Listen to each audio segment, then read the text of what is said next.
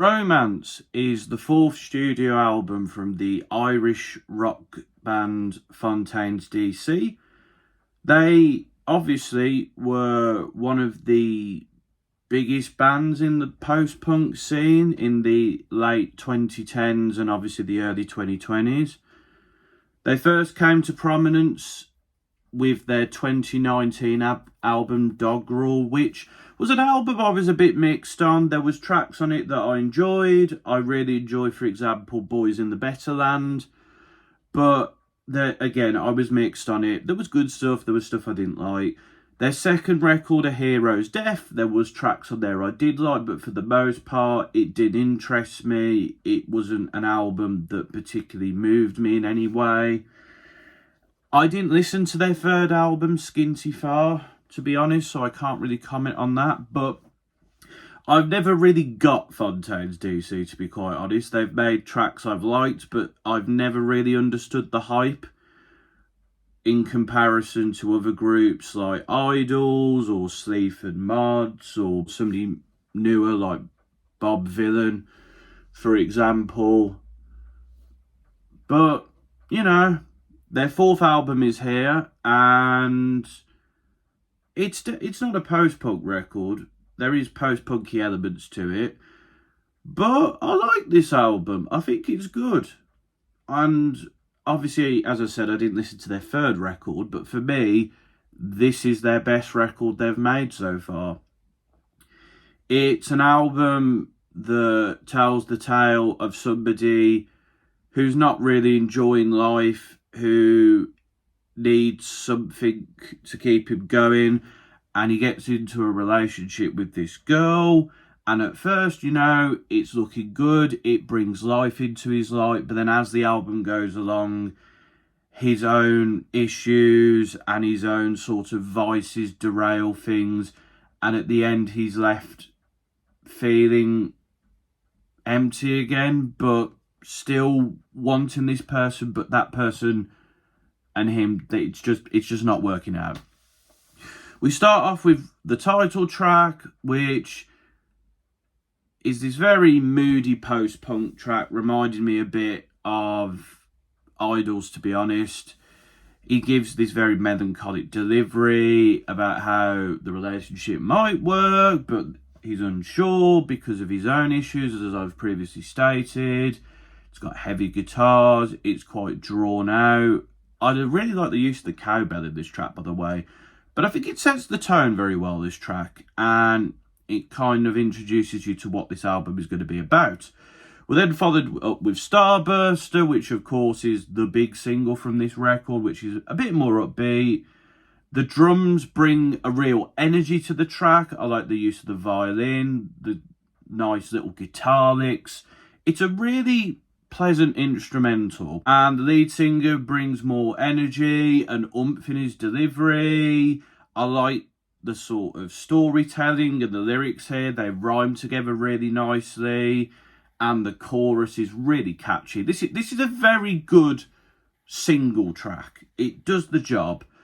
And, you know, it's got a commentary on religion, drug use, getting friends from strikes with SAG. This is somebody who's really lost and needs someone in his life to sort of try and push him forward as a person. It feels like he's looking for like moments of happiness, but unsure how long they'll last. And then in the second half, the guitars bring more energy, the piano is used nicely. It's a really enjoyable single. We've then got Here's the Thing, which is a more traditional rock anthem, heavy guitar, strain on his voice, saying how this girl is similar to him, he wants to be with her. It's a straight up declaration of his affection, pretty much. It's basically him saying to this person, I want you, let's be together. We then get Desire, which is a bit more quaint, a bit more ethereal. I like the subtle guitar and the use of strings here. It allows you to focus on his vocals and what he's saying. And it's a nice... I really like the use of the backing vocals as well in the second half.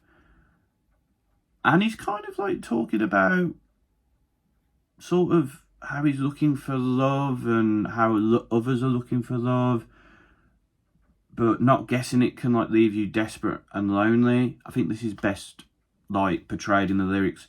It's hard to be wanted, but haunted is higher. It's a good track. I do enjoy it. We then get In the Modern World and Bug, two tracks which I'm not too keen on.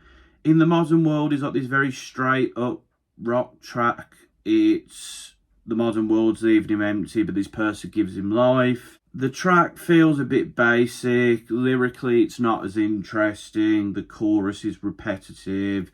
It goes on a bit as well. Like, this is one of the longer tracks on the record. It's just like, okay, could we wrap this up? Bug as well.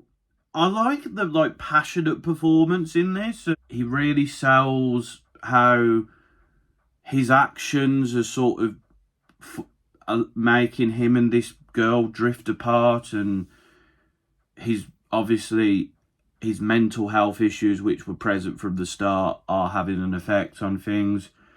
The instrumental I just find a bit middling here. It's got rhythm, it's got a bit of energy, but it just doesn't quite stick the landing for me. These are the only two tracks on the record that like I'm not a fan of personally. The rest of the album I enjoy to varying degrees. Then going to Motorcycle Boy, which is like this very ballady, heavy strumming of the guitar to emphasise the emotive nature of it. And the wailing vocals in the background really add to that vibe as well. His vocals are sort of auto-tuned and creating this sort continuously as well, creating that melancholic feel. He's realised this person, they're opposites, and it probably won't ever work. And his issues and his emotions have made things difficult to deal with. This is well emphasised in the lines, you rain, I snow, you stay, I go. Very simple lyricism, but it gets the message across very well, and the piano closes out the track very nicely. It's a good track. We then get Sundowner, again, more ballady rock, although the electric guitar is what sets the tone here. It's like a wailing sort of sound. The vocals are tuned down a bit, which is an interesting choice, and I think it makes it a bit different, because again, it's kind of similar in theme. He feels like this relationship is falling apart. He's dreaming of her. He's dreaming of depression and wanting her to sort of call to him. He wants to see her in his dreams, but he's not. It's a metaphor of what's to come. Hoarseness is the Whatness is a track that I enjoy, but it feels like it's missing something. It's quite tranquil. Kind of reminded me of like The Verve in a way. And it's emotive. It's a passionate performance, but it feels like it's kind of treading similar ground, in my opinion. We then get Deaf King. It's a bit more of a straight up post-punk type track. Again, his depression and happiness, his effects in the relationship. It's a track I enjoy. Again, similar themes. And then we close things out with Favourite, which is it's kind of a Jerry Cinnamon vibe to it. It's ballady. They're no longer together. She was his favourite for a very long time, but now it appears they're not together. But he still thinks he can make her happy, still wants to.